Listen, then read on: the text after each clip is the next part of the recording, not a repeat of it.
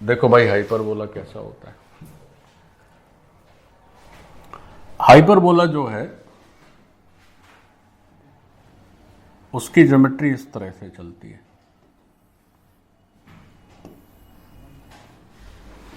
ऐसी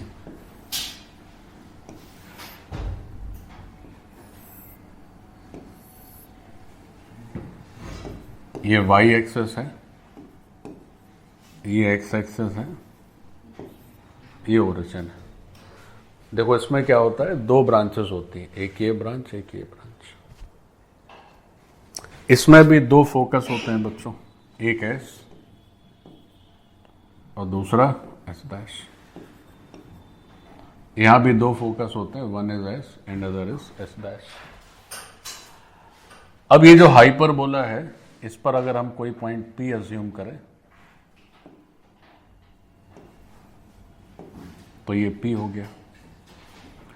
तो अगर P से हम दोनों फोकस को ऐड करें तो यहां भी फोकल डिस्टेंस, जैसे वहां फोकल डिस्टेंस थी वैसे यहां भी फोकल डिस्टेंस है। तो अगर आपसे ये पूछा जाए कि अच्छा एक चीज और, इसको मैं एक्स और वाई नहीं बना रहा हूं, ये कुछ भी हो सकता है बच्चों। इट्स नॉट नेसेसरी कि एक्स और वाई एक्सेस ही हो, तो ये कुछ भी एक्सेस हो सकती है, आड़ा तिरछा कैसे भी बन सकता है ये। बट यहां पर क्या होता है कि इस एक्सेस को बच्चों हम बोलते हैं ट्रांसवर्स एक्सेस।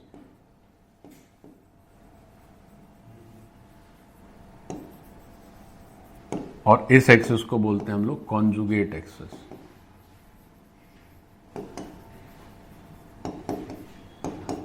ठीक है। अच्छा फिर क्या है, अब ये जो लेंथ है यहां से यहां तक, ये ए है और ये ए है, तो पूरा मिलके ये 2a हो जाता है। ये पूरा 2a है। ठीक है। अच्छा अब इसके बाद यहां पर क्या होता है कि हाँ, यहां पे देखो क्या है कि सबसे पहले लिख लेते हैं focal distances of point P।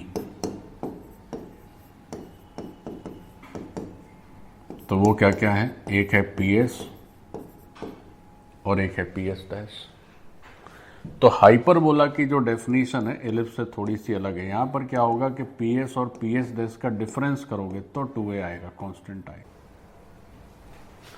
अब बच्चों अगर हम इस पर हाइपरबोला की डेफिनेशन लिखना चाहें तो देखो एलिप्स में की डेफिनेशन क्या है कि दो फिक्स पॉइंट से डिस्टेंस इसका समेशन कांस्टेंट है। यहां दो फिक्स पॉइंट से डिस्टेंस इसका डिफरेंस कांस्टेंट है। अब वो P आप कहीं भी ले लीजिए हाइपरबोला में, इस ब्रांच पर ले लें आप, इस ब्रांच पर ले लें, उससे कोई फर्क नहीं है। तो हाइपरबोला की डेफिनेशन कैसे लिखी जाएगी, तो उसकी डेफिनेशन कैसे लिखी जाएगी, तो उसकी डेफिनेशन लिखोगे, क्या होगी definition, locus of a point such that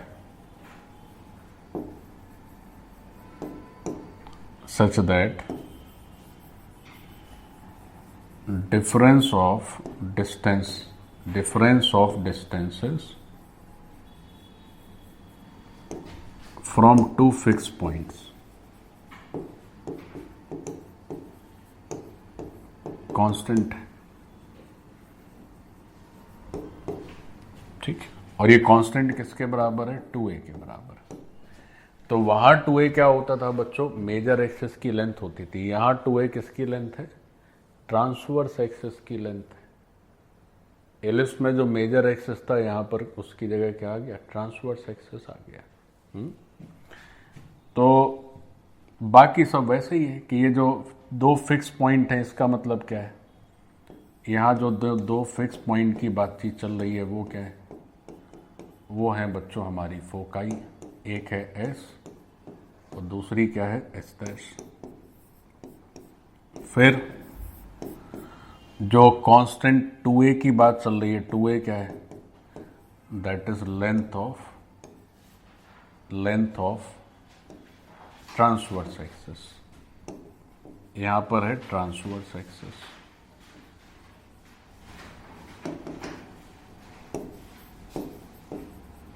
length of transverse axis, this is 2a।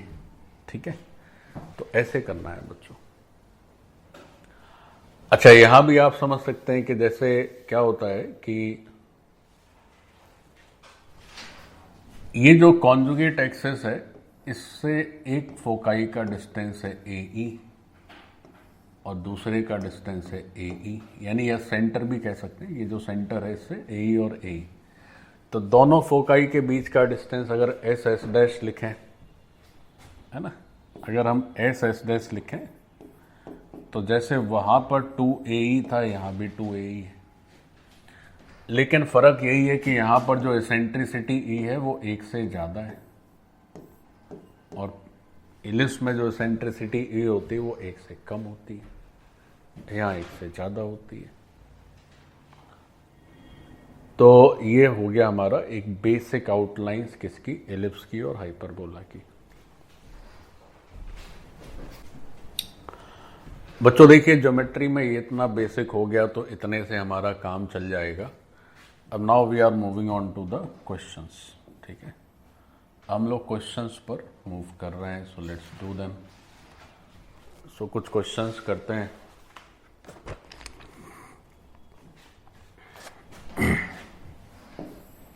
तो देखो क्वेश्चन किस तरह से करेंगे। तो पहला क्वेश्चन लिख रहे हैं, find locus of Z।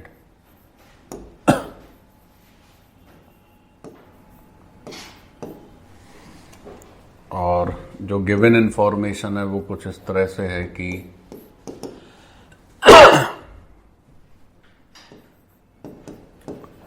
Z plus 3i जो है that is given as lambda plus I, और I के बाद है आपका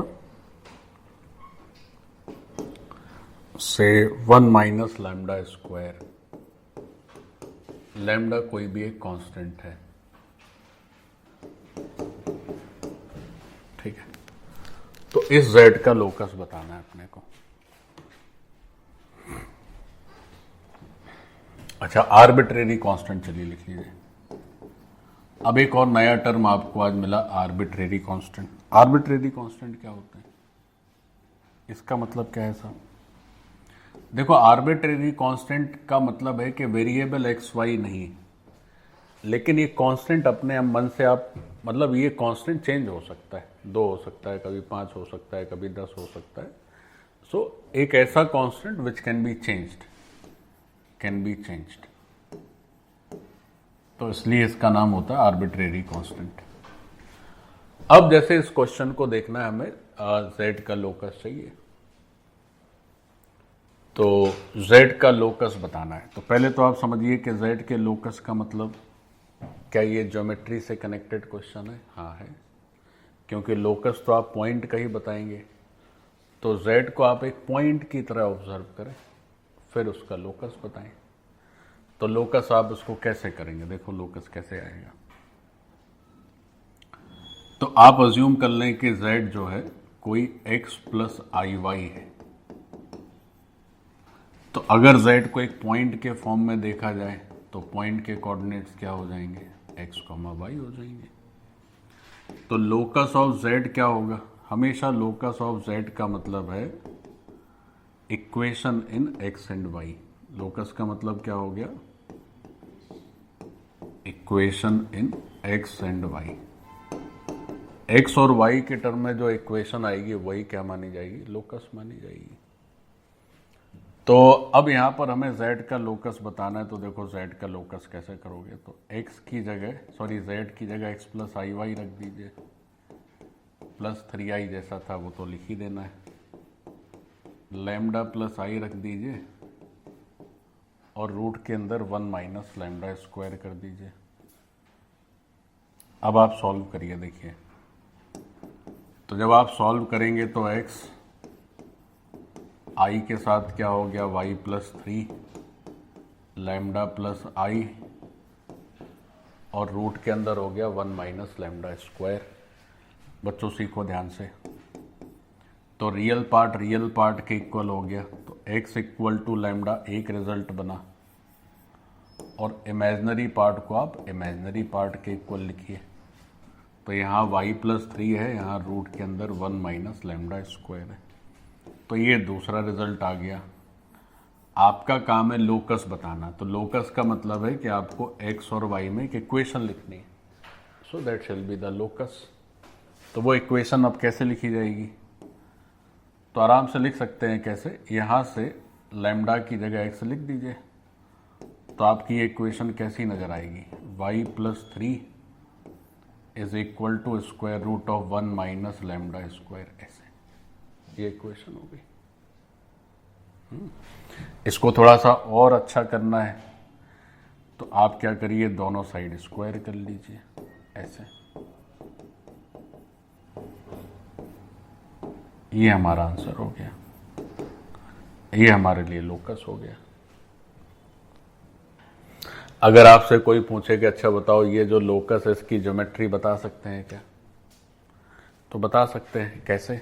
देखो गौर से समझो। इस लोकस की अगर ज्योमेट्री पूछी जाए तो देखो कैसे लिखा जाएगा। ये लिखा जाएगा, अगर इसको ब्रेक कर लें स्क्वायर को, तो बच्चों एक्स स्क्वायर को इधर भेज दीजिए, वाई स्क्वायर हो जाएगा, ठीक है, प्लस 6y हो जाएगा। तो 9 और 1 यहाँ से 8 हो जाएगा ऐसे। तो ये कैसा है? देखो ये सर्कल है कि नहीं? ये एक सर्कल आ रहा है कि नहीं आ रहा है? सर्कल में क्या होता है? एक्स स्क्वायर वाई स्क्वायर के कोफिशिएंट सेम रहते हैं। तो अभी हमने सर्कल की जनरल इक्वेशन लिखी थी, तो ये एक सर्कल है। तो कोई ये भी पूछ सकता है कि अच्छा ये बताओ कि लोकस जो सर्कल है उस सर्कल का सेंटर बताइए आप, या उस सर्कल की रेडियस बताइए। ऐसे भी प्रश्न पूछ सकते हैं।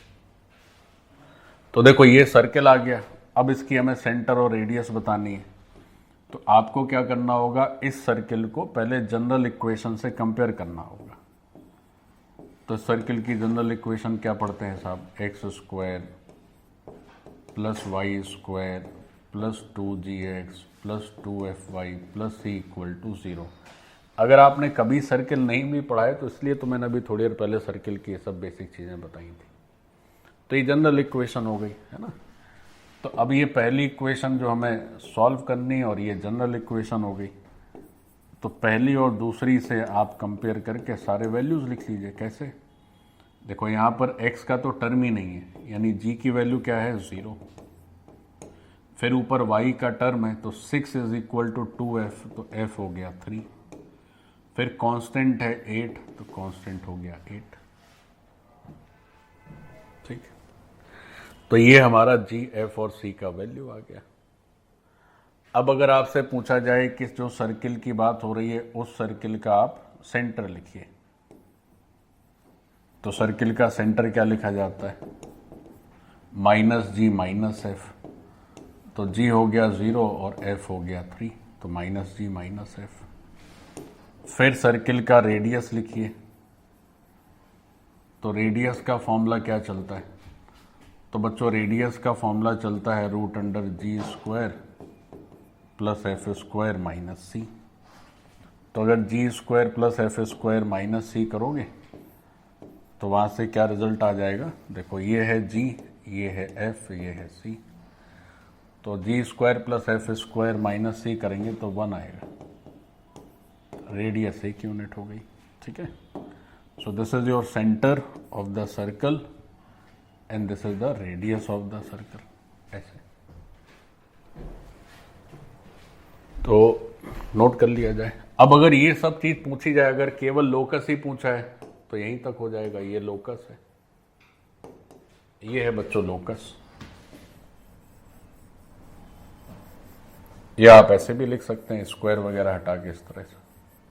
अब कोई ये पूछ दे कि अच्छा लोकस जो सर्कल आएगा उसका सेंटर बताओ, उसकी रेडियस बताओ, वो सब बताओ, तो फिर ऐसे करना पड़ेगा। तो सारी बातें लिखनी पड़ेगी। So this is how we get the results.